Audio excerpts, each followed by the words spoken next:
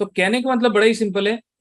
ये सारी चीजें हम समझने की कोशिश करेंगे कि ये दृष्टि क्या होती है, राशि क्या होते हैं, ग्रह क्या होता है, राशियों के अलग अलग तरीके होते हैं। अब जैसे कुछ मैंने नोट्स बना रखा है, ये नोट्स आप लोगों को मिलेगा जब ये कोर्स करेंगे। ऐसे हो सकता है कि कई लोग नए हो हमारे साथ जुड़े हैं और कई लोग, बहुत सारे लोग पुराने हैं जो ऑलरेडी जानते हैं। तो आप लोगों को जो भी ये वीडियोस मिलेंगे उस वीडियो का लाइफ टाइम एक्सेस आपको मिलेगा। ठीक है, हमारे पोर्टल पे भी मिलेगा और प्लस आपको टेलीग्राम पे भी एक्सेस मिलेगा। और जितने भी क्लासेस के नोट्स हैं वो भी आप लोगों को टेलीग्राम पे ही पोस्ट किए जाएंगे, वहां पे आप देख पाओगे। अब जैसे हम बात करते हैं कि हर ग्रह हमारे पास अलग अलग रिजल्ट लेके चलता है और हर ग्रह को कोई ना कोई एक साइन असाइन है। तो ज्योतिष का कैलकुलेशन कैसे होता है? ज्योतिष का कैलकुलेशन होता है, आप या हम सारे पृथ्वी में बैठे हैं। तो पहले जब ज्योतिष के कैलकुलेशन किया गया तो उसका ऐसे ही किया गया कि पृथ्वी को सेंटर में मानकर ये माना गया कि सारे ग्रह पृथ्वी के चारों ओर घूम रहे हैं। ठीक है, लेकिन साइंस ने बाद में इसको गलत दर्शाया, क्योंकि पृथ्वी जो है सूर्य के चारों ओर घूम रही है ना। लेकिन आज के डेट में भी हम ज्योतिष के कैलकुलेशन पृथ्वी के हिसाब से ही इसलिए लेते हैं क्योंकि हमारा सेंटर पॉइंट इज अर्थ, क्योंकि हम अर्थ में। अगर हम सूर्य में होते तो सूर्य को सेंटर लेते हैं। यहाँ पे हम सूर्य में नहीं है, हम पृथ्वी में है, तो इसलिए पृथ्वी को हम सेंटर लेके सारे प्लैनेट्स के कैलकुलेशंस को देखते हैं। पूरे ग्रह मंडल को 360 डिग्री में बनाया गया। ठीक है, 360 डिग्री का जो भी पूरा जोडियक है उसको पूरा जोडियक बोला जाता है। उसमें अलग अलग राशियों के सेक्शंस डिवाइड किए गए। हर राशियों को 30 डिग्री दिया गया है ना। राशि जब सेक्शन डिवाइड हुआ हर राशि को 30 डिग्री दिया गया। और आज की डेट में जब आप आकाश मंडल में देखेंगे तो आपको ये दिख जाएगा कि ये ग्रह कौन से राशि में चल रहा है या ये ग्रह कौन से नक्षत्र में चल रहा है। तो नक्षत्र से और राशि के कैलकुलेशन से हमें ये पता चलता है कि ग्रह आज की डेट में कहाँ चल रहा है और कौन सी जगह है। ठीक है।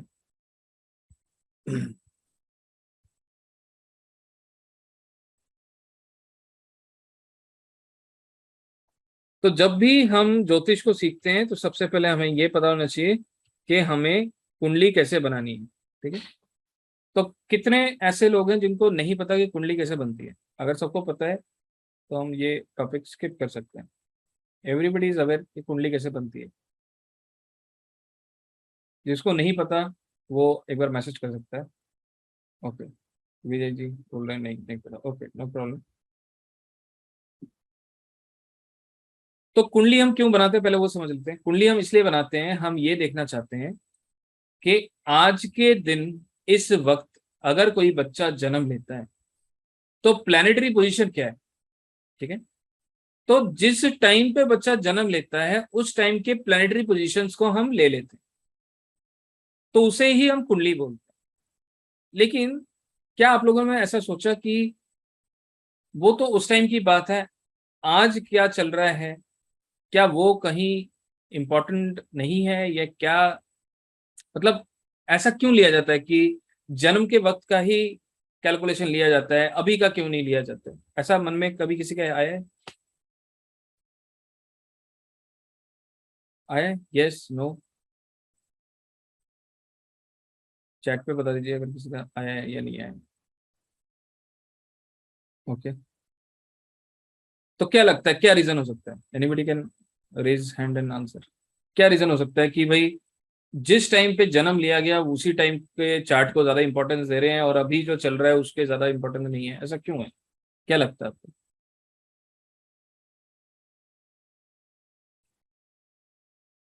बता सकता है कोई कोशिश कर सकता है? एनीवन?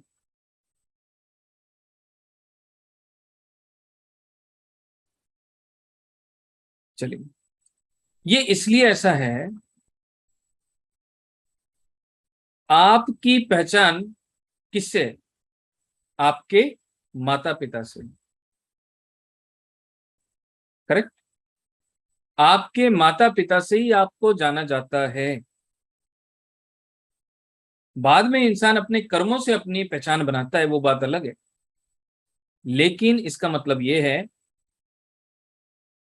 आपने मान लीजिए कहीं नौकरी में आपने ज्वाइन किया, ठीक है, 1 तारीख को ज्वाइन किया, आज 30 तारीख है, ठीक है, मान लेते हैं हाइपोथेटिकली 30 तारीख है, आपको सैलरी मिल जाती है।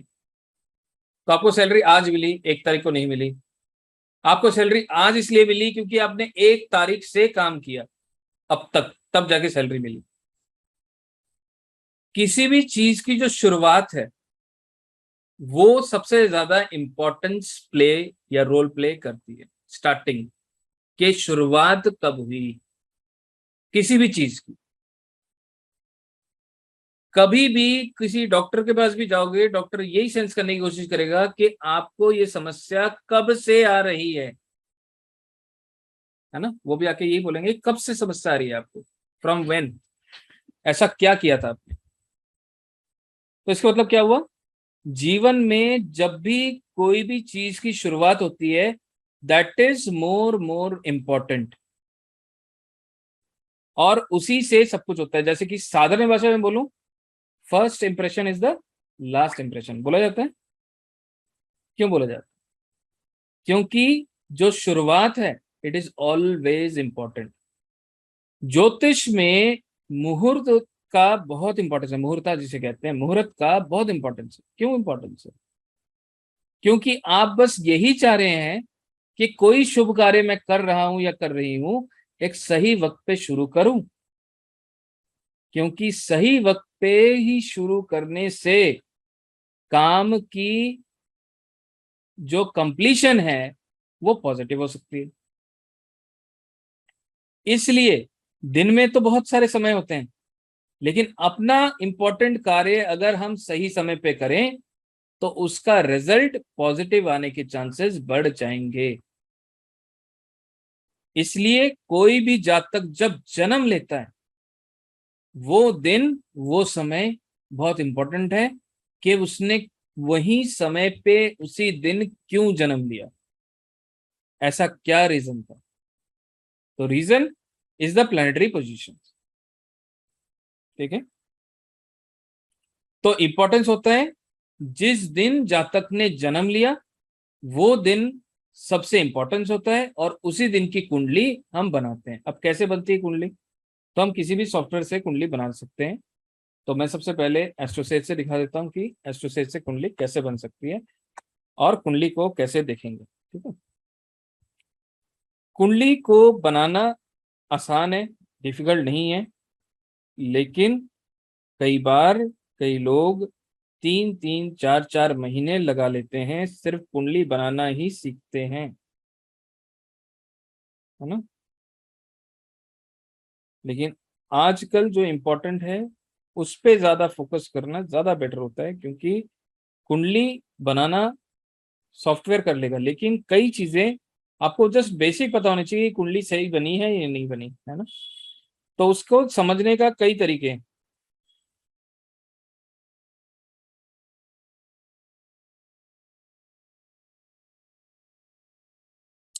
तो सॉफ्टवेयर में आप एस्ट्रोसेज यूज कर सकते हो, ठीक है। एस्ट्रोसेज एक फ्री सॉफ्टवेयर है, और उसमें जब आप यूज करोगे तो उसमें कुंडली कैसे बनाया जाएगा, कहाँ कहाँ क्या क्या देखा जाएगा, थोड़ा बहुत मैं आपको सॉफ्टवेयर का आइडिया दे देता हूँ। ये एक फ्री सॉफ्टवेयर है।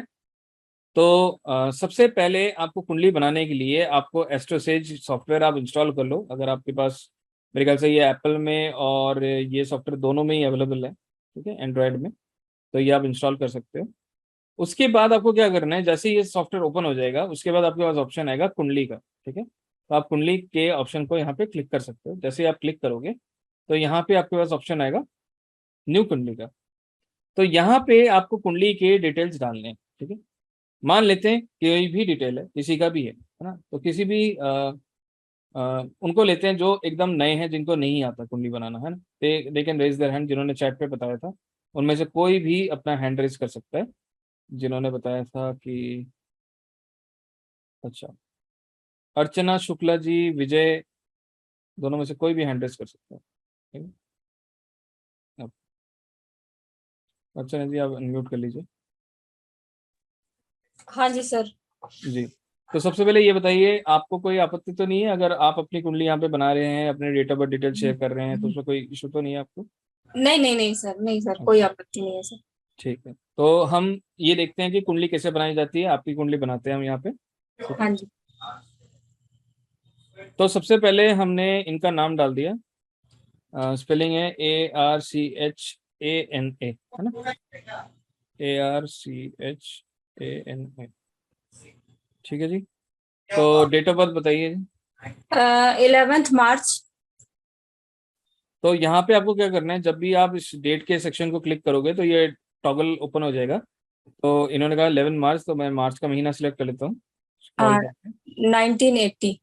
जी, and now we will go to the year. आप इसको स्क्रॉल करके 1980 पे जा सकते हैं और इसको सेट कर दीजिए। ठीक है, यहाँ पे डेट सिलेक्ट हो गया। अब नेक्स्ट आपको क्या करना है, आपको यहाँ पे टाइम को सिलेक्ट करना है। टाइम बताइए जी। 2:30 AM, रात के 2:30 बजे सर। जी, रात के 2:30 बजे मतलब सुबह का टाइम होगा, तो हम इसको 2:30 करेंगे। और हाँ ये जो जी। टाइम चल रहा है ये 24 आवर्स टाइम फॉर्मेट में चल रहा है।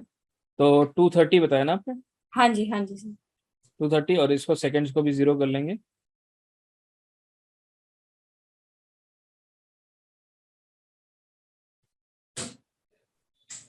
ठीक है, इसको भी सेट कर देंगे। अब इसके बाद क्या होगा, नेक्स्ट हमें क्या करना है, लोकेशन। तो जन्म का स्थान। जन्म का स्थान सर मुरैना आएगा। MP में आता है सर, ग्वालियर के पास पड़ता है।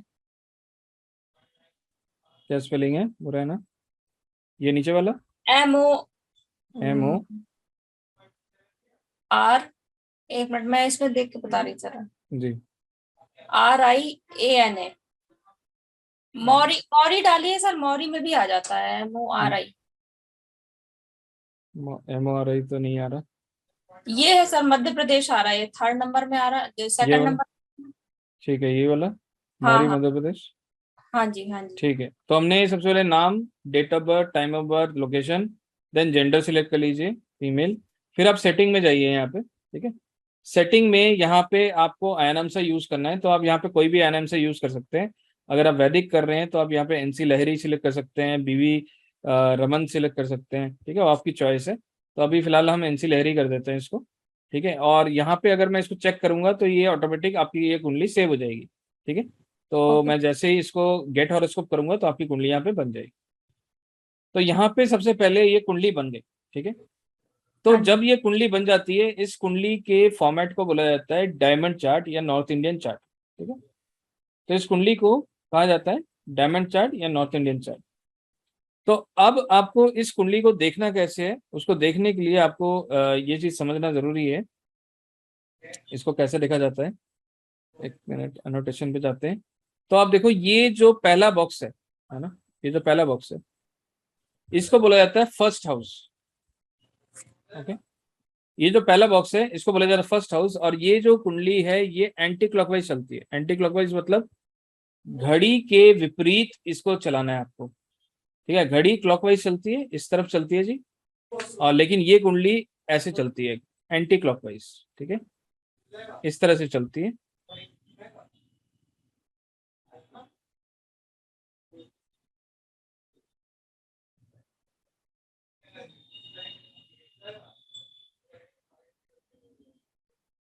ठीक है, ये ऐसे चलती है। ठीक है, मैं इसको दोबारा क्लीन करता हूँ। Stop annotation. ठीक है, तो इस तरह से चलती है कुंडली। तो इसका मतलब ये जो है, ये पहला घर है, ये दूसरा घर है, ये तीसरा, चौथा, पांचवा, छठा, सातवां, आठवां, नौवां, 10वां, 11वां, 12वां। ठीक है, तो हमें जो भी घर गिनने हैं हमें इसी तरह से गिनना है। This is first house, second house, third house, fourth house, fifth house, इस तरह से काउंट करना है। अब हमने ये हाउस काउंट कर लिया। अब हाउस क्या होता है हम आगे समझेंगे, लेकिन हमने ये हाउस काउंट कर लिया। ठीक है, उसके बाद हम देख रहे हैं, कई लोगों के मन में सवाल आ सकता है कि यहाँ पे हमने 1 बोला लेकिन यहाँ पे 9 लिखा हुआ है। करेक्ट, यहाँ पे हमने 2 बोला लेकिन यहाँ पे 10 लिखा है। तो ये क्यों लिखा है? तो जो भी ये नंबर आप देख रहे हो, ये सारे नंबर जो हैं ये साइन से एसोसिएटेड है। अब साइन क्या होता है, जिसे आप कहते हैं राशि। तो पहले घर में कौन सी राशि पड़ रही है, तो हमें दिख रहा है 9वीं राशि पड़ रही है। ये 9वीं राशि क्या होती है, हम आगे इसको समझेंगे। तो अगर मैं आपसे पूछूं कि चौथे घर में कौन सी राशि पड़ रही है, तो आप बता सकते हैं, नंबर बता सकते हैं, चौथे घर में कौन सा नंबर है?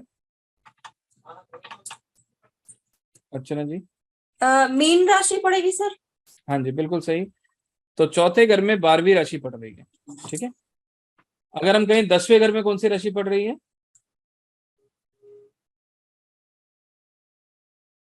अगर हम 10वें घर में काउंट करें, 1 2 3 4 5 6 7 8 9 10, नंबर कन्या। 6 राशि। ठीक है। कन्या वर्गो है क्या सर? जी जी जी, वर्गो है। ठीक है। तो कहने का मतलब ये है कि आपको राशियां ऐसे देखनी है। ठीक है, कि कौन से घर में कहा कौन सी राशि पड़ी है। अब हमने ये राशियां तो देख ली, लेकिन हमें ये समझ नहीं आया कि ये राशियां कहीं ना कहीं किसी न किसी ग्रह से, और इस राशि का कोई ना कोई नाम होगा जिनको हमें जानना चाहिए। लेकिन सबसे पहले हमने जो हाउसेस की बात करी, अब हाउस का मतलब क्या है? देखिए, जब भी हम ज्योतिष सीख रहे हैं वहां पे आपको ये ध्यान देना है, वैदिक ज्योतिष में इस हाउस को क्या बोला जाता है? उसको बोला जाता है भाव, भाव या भावा। ठीक है। अब इसका मतलब क्या है? इसका मतलब है, भाव का मतलब है एक्सप्रेशन। आज की डेट में अगर आप किसी से मिलेंगे, किसी को देखेंगे, किसी को जानेंगे, तो उसके भाव से उसको समझने की कोशिश करेंगे। क्या उसका स्वभाव अच्छा है? क्या उसका स्वभाव बुरा है? क्या वो इंसान सेल्फिश है? क्या वो इंसान मदद करने की भावना रखता है? क्या वो इंसान गुस्से वाला है ना? तो कहने का मतलब, भाव इज ऑल अबाउट एक्सप्रेशंस। तो एवरी भावा और houses are known as, they are going to express something. मतलब हर भाव कोई ना कोई कारकत्व या कोई ना कोई चीज बतलाता है। लेकिन मैं अगर हाउस की बात करूं तो house doesn't have any expressions. House का मतलब कुछ और है, लेकिन भाव का मतलब कुछ और है। तो भाव का मतलब क्या होता है? It is means expressions. फिर हमने बात करी कि जैसे हम भाव सुना या हाउस सुना, वैसे ही एस्ट्रोलॉजी में कुछ प्लैनेट्स भी होते हैं। अब प्लैनेट्स जो है, उसका अगर हम टेक्निकल मीनिंग निकालें तो दैट इज समथिंग एल्स।